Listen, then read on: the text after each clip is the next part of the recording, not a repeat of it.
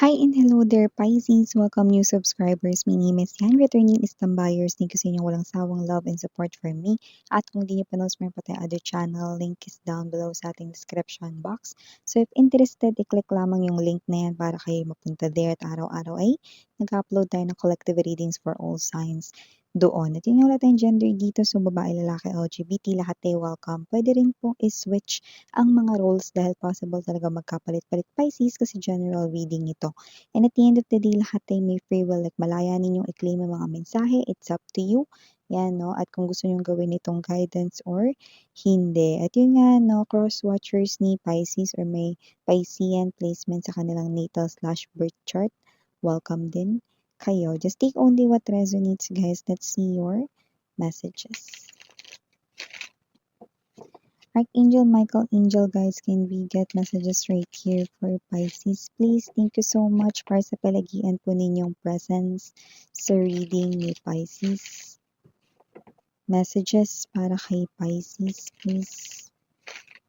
Pisces.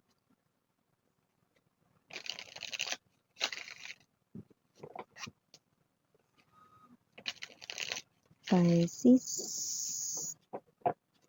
Okay, so let's go ahead and check these messages right here para sa iyo, Pisces. So, guys, you do have here the energy of Tower.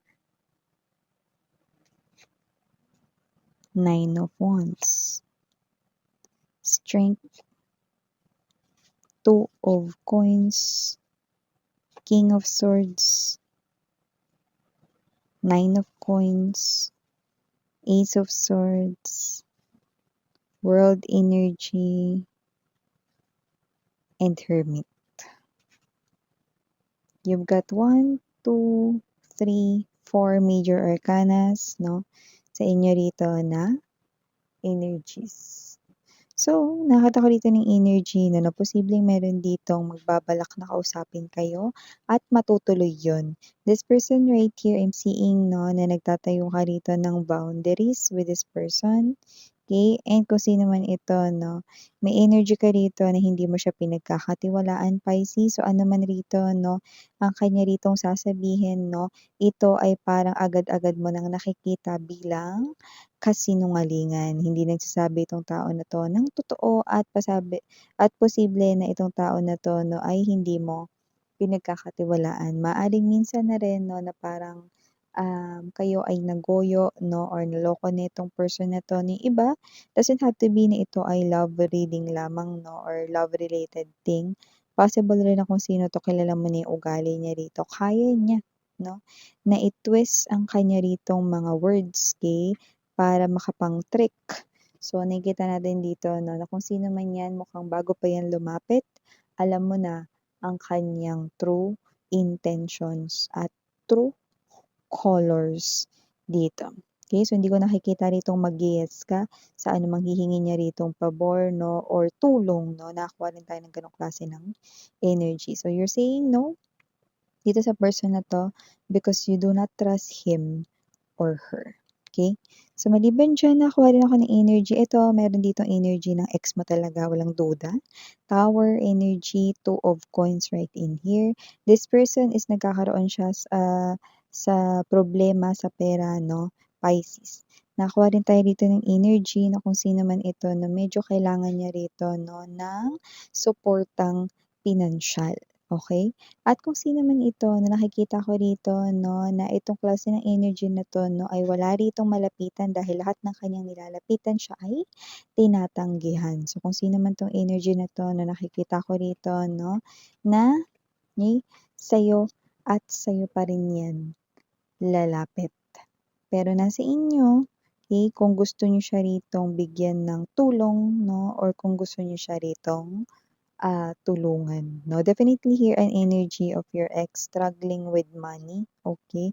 May energy rin siya rito 'no, na nakakuha tayo rito ng parang energy ng nagugutom. So, puwedeng siya ay tagtipid mode or nagtitipid siya ngayon 'no, or hindi siya rito nakakain na maayos kinda thing, okay. So, may problem siya when it comes to money, 'yan nakikita natin dito. Possible rin na yung iba na may pagkakautang rito at ang kanyang pera na kinikita ay napupunta lang lahat 'no sa pambayad, gastusin at Yun nga 'no, sa pangtapal ng kanyang utang. Yan, in short, maaring hindi na siya rito nakakain rito ng maayos or tama 'no. So, may energy rin dito ng pagkapayat 'no, pangangayayat dito 'no. So, maaaring 'pag nakita mo siya kasi makikita mo 'to, eh, mm.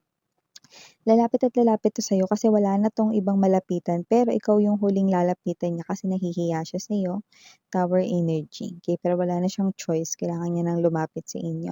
May energy rin dito na kung sino man siya lumalabas na wala rin ditong tulong na maibibigay ang kanyang sariling family or pamilya, ano. Puwedeng kasing, tight rin sa budget ang kanyang family, may lumalabas din gano'n dito, okey.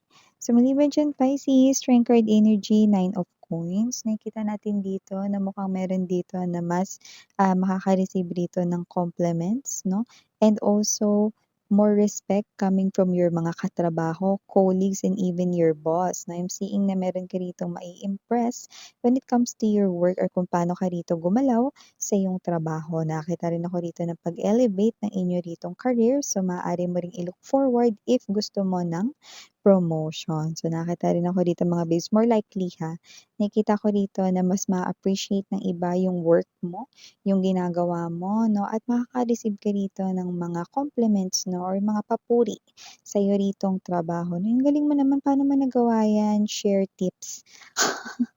Or parang, uy, Pisces, anong ginawa mo? Grabe, ang galing nito. Baka naman pwede mo kong turuan. Paano yan? Yan. So, nakakuha tayo dito ng more respect coming from your mga katrabahos. Okay? At yung iba naman dito, no, kung wala naman kayong work na pero kayo ay may negosyo, no? Okay, gustong-gustong malaman ng inyong mga competitors, ano bang sikreto mo? Kasi nakikita ko dito, yun, no, para ka lang namimitas rito ng pera, mga babes, no? At happy ka. Yeah. Okay? Sa mga susunod na darating na mga buwan 'no, nakikita ko dito 'no, na ganyan kalaki ang ngiti mo dahil nakikita ko dito na para ka lang mamimitas ng pera sa mga darating na buwan at yan ay padadaanin sa anumang paraan, okey, ni universe mapa sa negosyo mo man yan or sa'yo ritong trabaho basta pinagkakakitaan, yan 'no. Meron din ditong energy na hindi kayo nawawala sa isip ng isang person dito.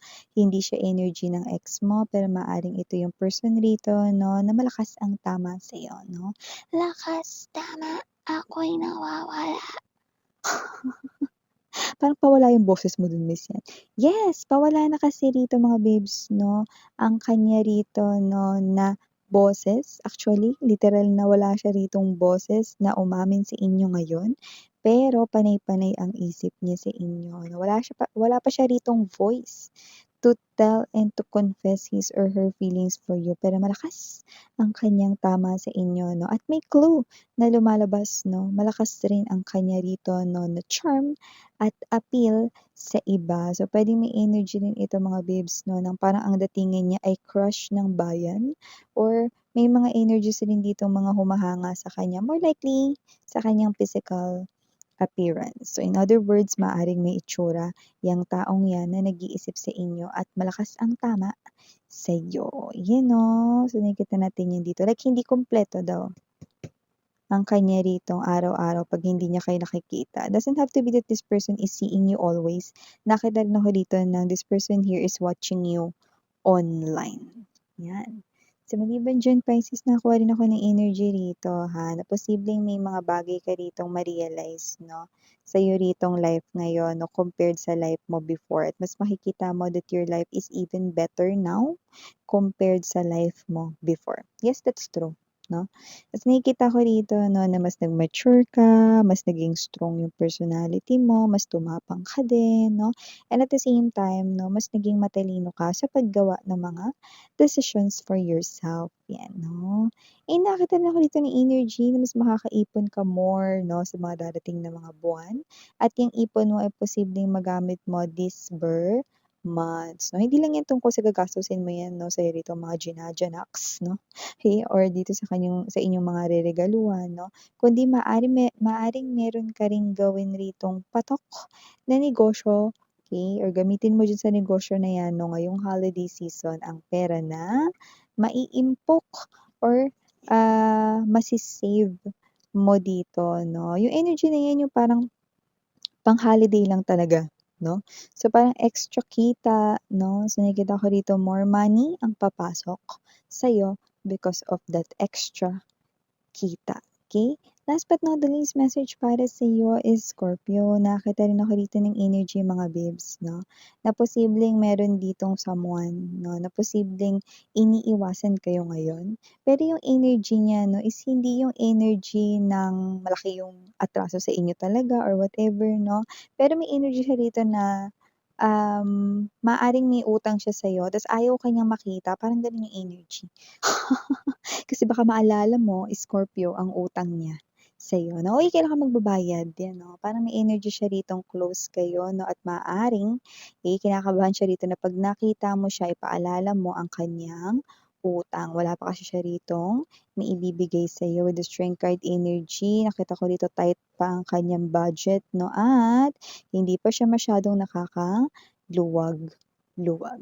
'Yan 'no. An energy here of someone na posibleng close kayo 'no or someone na malapit sa'yo na nakahiram ng pera sa'yo, 'yan, okey? So, ito yung mga messages right here for you. Thank you so much sa oras mo. Again, I'm Yuriana on me. 사랑해요. Love and light. 안녕.